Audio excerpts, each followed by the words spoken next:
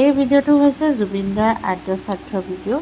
এইটো আদ্য শ্ৰাদ্ধ আগদিনাখনৰ ভিডিঅ' হয়। আগদিনাখন আমি টাউনৰ ফালে ওলাই গৈছিলোঁ, তো তাত সোমাই গৈছিলোঁ য'ত আদ্য শ্ৰাদ্ধ পাতিছিলে।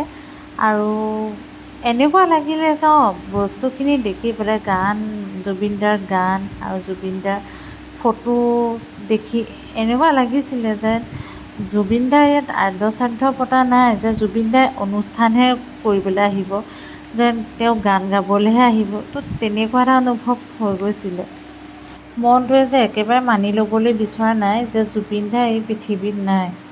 আচলতে কেতিয়াও কল্পনাও কৰা নাছিলোঁ যে জুবিন দাক লৈও এনেকুৱা এটা পৰিৱেশৰ সৃষ্টি হ'ব, এনেকুৱাখিনি কাৰ্য হ'ব, এইটো কেতিয়াও আমি ভবাও নাছিলোঁ। আমি পাছদিনাখনৰো গৈছিলোঁ আদ্য শ্ৰাদ্ধলৈ বুলি, আৰু খুব মানুহৰ ভিৰ হৈছে আৰু একদম ধুনীয়াকৈ শৃংখলাবদ্ধভাৱে কৰিছে কামখিনি।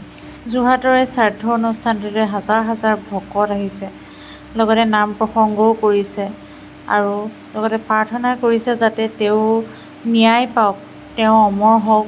আৰু এনেকৈ লাইন পাতি গৈ গৈ এয়া হৈছে জুবিন দাৰ চিতাভস্ম।